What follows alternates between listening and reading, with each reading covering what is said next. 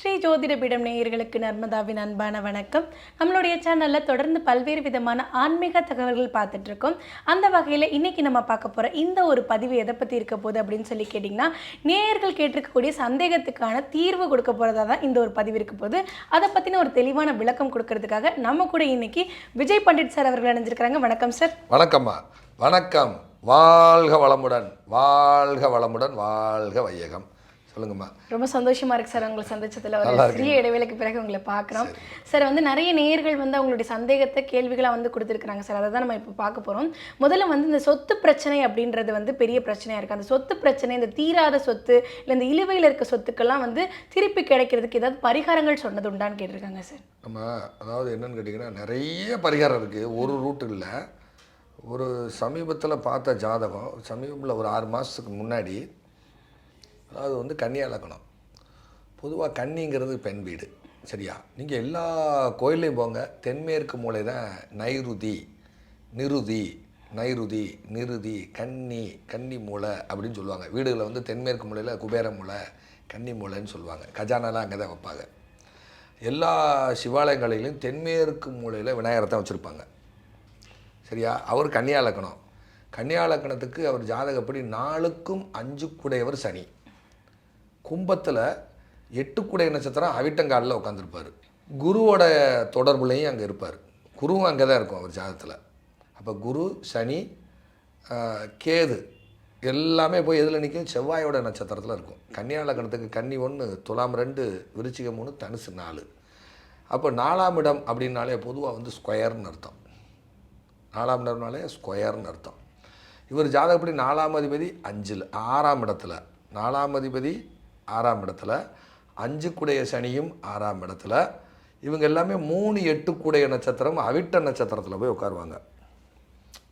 கன்னியா லக்னத்துக்கு 3க்கும் 8 செவ்வாய், 5க்கு 6 சனி, 4க்கும் 7 செவ்வாய். அப்போ அந்த உறவுகளுக்குள்ளே சொத்து பாகம் பிரிக்கிறதுல பிரச்சனை. இது எல்லாம் எங்கே இருக்குது? கும்பத்தில் இருக்குது. அப்போ பரிகாரம் இவருக்கு எங்கே இருக்குது? இங்கே இல்லை, கும்பகோணத்தில் இருக்குது. அப்போ யோசிச்சு எனக்கு ஒன்றும் ஓடலை சார். 2 நாள் கழித்து ஒரு வாரம் டைம் கொடுங்க அப்படின்னு சொல்லியாச்சு. ஒரு வாரம் கழித்து இப்படி யோசிச்சுட்டு இருக்கும்போது எந்த ஊரில் சொல்லலாம், இதுக்கப்புறம் கேது வேற கூட சேர்ந்துருச்சு. அப்போ அது உட்காந்தது செவ்வாய் நட்சத்திரம், செவ்வாய் மங்கள 4ஆம் இடங்கிறது ஸ்கொயர் சதுரம். அப்போ குரு வேதத்துக்கான கிரகம், குரு பிராமண கிரகம், சரியா? 4ங்கிறது 4 குரு.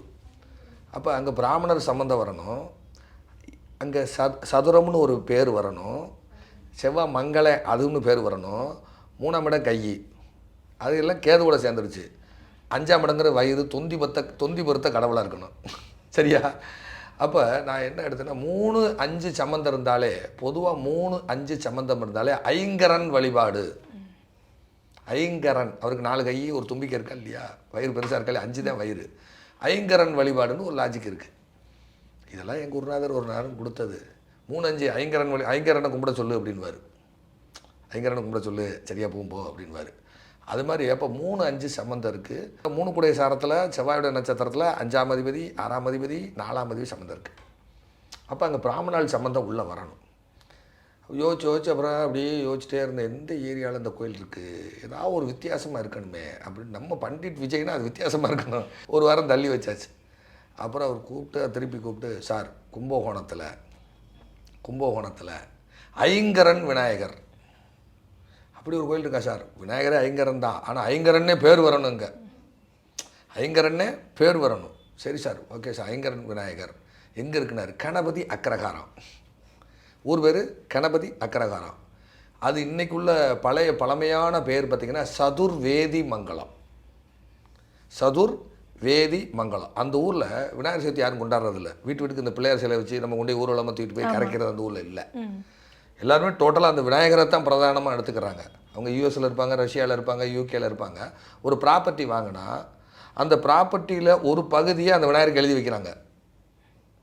அந்த அந்த நிலத்துலேருந்து வரக்கூடிய வருமானம் அந்த விநாயகர் பெருமானுக்குன்னு எழுதி வைக்கிறாங்க அங்கே இருக்கக்கூடிய பிராமண மக்கள்.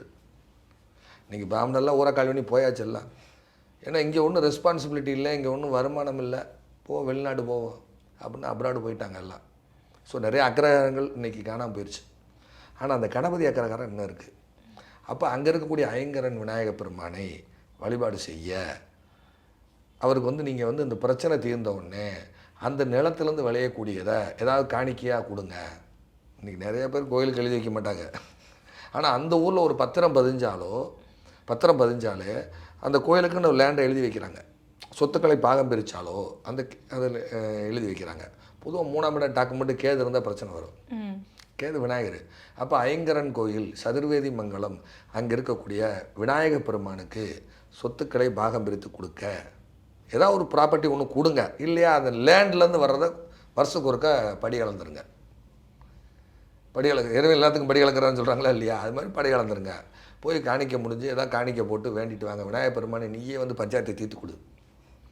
இது பிரச்சனை யார் பண்ணுறான்னு கேட்டால் விக்னேஷ்னு ஒரு பையன் தான் பிரச்சனை பண்ணுறாராம். விக்னேஷுங்கிறால தான் பிரச்சனை. யார் பிரச்சனை ஏதாவது கணேஷ் விநாயகர் பேரில் இருக்கா இதில் தான் நான் பாயிண்ட் பிடிச்சேன். யாருக்காவது எங்கள் விநாயகர் யாருக்காவது கணேஷ் விக்னேஷன் யாருக்கா பேர் இருக்கா கணேசன் கேட்டேன். இல்லை சார் பிரச்சனை பண்ணுறது வந்து எங்கள் மாமா பையன் விக்னேஷ் பூர்வீக சொத்து பிரிக்க முடியல, போயிட்டு வாங்க. 5 பூர்வீகம் 4 சொத்து 3 டாக்குமெண்ட்டு. அப்போ 5 3 ஐங்கரன் வழிபாடு. அது வந்து செவ்வாய் வந்து உங்களுக்கு வந்து என்ன கேட்டிங்கன்னா மங்களனை சுட்டி காட்டும். குரு வந்து வேதத்துக்கான கிரகம். 4ஆம் இடம் சதுரம். அப்போ சதுர்வேதி மங்கலம். சதுர்வேதி மங்கலம் அது கும்பகோணம். அங்கே போனதுக்கப்புறம் பிரச்சனை சால்வ் ஆகி போச்சு. போய் அந்த விநாயகருக்கு போய் அவர் அர்ச்சனை அபிஷேகம் எல்லாம் பண்ணியிருக்கிறார். பண்ணிவிட்டு வருஷம் அந்த வரக்கூடிய நிலத்தில் இவர் நெல்லை மாவட்டத்துக்காரரு. வருஷம் நெல் வந்தாலும் எது வந்தாலும் அதை விற்று காசாக்கி உண்டியில் போடுறேன். இவ்வளோ பர்சன்டேஜ்னு வச்சுக்கோங்க, கோயிலுக்கும் கொடுங்க. 4 பேர் சார்ட் போட்டோம் செய்யுங்கன்னு சொல்லி அதுக்கப்புறம் பிரச்சனை சால்வ் ஆகி அதுக்கப்புறம் கூப்பிட்டு வந்து ஸ்வீட் பாக்ஸோடு வந்தார். ஸோ இப்படியெல்லாம் பரிகாரம் இருக்குது. பரிகாரம் ஒரு ரூட் இல்லை, பல இருக்குது. ஒருத்தருக்கு மாறுபடும். இது வரைக்கும் எந்த மீடியாலையும் நான் அது சொன்னதில்லை. சதுர்வேதி மங்கலம் ஐங்கரன் வழிபாடு கோயில் வேறு ஐங்கரன் விநாயகர் அவர் பேரே. இது சொல்லி சக்ஸஸ் ஆகிருக்கு. இது எல்லாருக்கும் பொருந்தும் சொல்ல முடியாது. கண்டிப்பாக அந்த நேரம் வந்துச்சு சொல்லியிருக்கோம். சில பேருக்கு ஏதாவது இன்னொரு எக்ஸ்ட்ரா போய் செஞ்சு பொருந்திருக்கலாம். அது அவங்களுடைய ஜாதகத்தில் என்ன மாதிரி இருக்குங்கிறத சொல்ல முடியாது. அதுக்கு ஒருத்தருக்கு ஒரு கோயில் சொன்னே கிட்டத்தட்ட யூடியூப்பில் பேசி கிட்டத்தட்ட அந்த கோயிலை டெவலப் பண்ணி விட்டாங்க. எல்லாரும் போயிருக்கிறாங்க. நான் எல்லாருக்கும் பொருந்தாதுன்னு சொல்கிறேன். அவங்க அது போகிறாங்க, அதுக்கு நம்ம ஒன்றும் செய்ய முடியாது. ஸோ இப்படிலாம் செஞ்சுருக்கேன், இப்படிலாம் சொல்லியிருக்கிறேன். இல்லை பொதுவாக வந்து ஒரு சொத்து பிரச்சனை இல்லை வந்து சொத்து வழக்கு வந்து தீர்வு பெறதுக்கு நீங்கள் இந்த விநாயகரை வழிபடுறது சிறப்பு அப்படின்றத மட்டும் சொல்லுங்கள். பொதுவாக 3 5 சம்பந்தம் இருந்துச்சுனாலே ஐங்கரன் வழிபாடு செய்யலாம். 3ஆம் அதிபதி 5இல் 5ஆம் அதிபதி 3இல் ஐங்கரன் வழிபாடு செய்யலாம். அது கும்பகோணமாக அது கும்ப வீடு. அங்கே செவ்வாய் சம்மந்தப்படுது, அங்கே கேது சம்மந்தப்படுது. கேது மனித தலையற்ற தெய்வம். குரு யானை. கேது வந்துருச்சுன்னா குறுக்கேது மனித தலையற்ற விலங்கு. மனித தலையற்ற தெய்வம். ஸோ அது கும்ப வீடாக இருக்குது. அதனால் அதை கும்பகோணம்னு எடுத்து, அது செவ்வாய் சாரமாக இருக்குது, அங்கே செவ்வாய் இருக்கனால மங்களம்னு எடுத்து, அது 4ஆம் இடமா இருக்கனால சதுர்ன்னு எடுத்து, அதோட உண்மையான பேர் வந்து சதுர்வேதி மங்கலம். இன்றைக்கி பேர் கணபதி அக்கரகாரம். குறுக்கேது கணபதி அக்கரகாரம். குரு இந்த கன்னியாலக்கணத்துக்கு 4 கூடையவன் தாயி, 4 கூடையவன். அந்த ஜாதகப்படி குரு போய் அங்கேயே சப்போர்ட் பண்ணி உட்காந்துட்டார் அங்கே. அப்போ அது சூரியன் விட்ட தான் பார்க்குது. சூரியன் ஆச்சாரம் கும்பத்தில் உட்காந்துச்சுன்னா நேராக எங்கே பார்க்கும், சிம்மத்தை பார்க்குமா இல்லையா? சூரியன் ஆச்சார வீடு. அப்போ அங்கே பிராமணால் கும்பிடக்கூடிய கோயிலாக இருக்கணும் அது. ஸோ இவ்வளவு எடுத்து நம்ம அதை சொல்கிறோம்.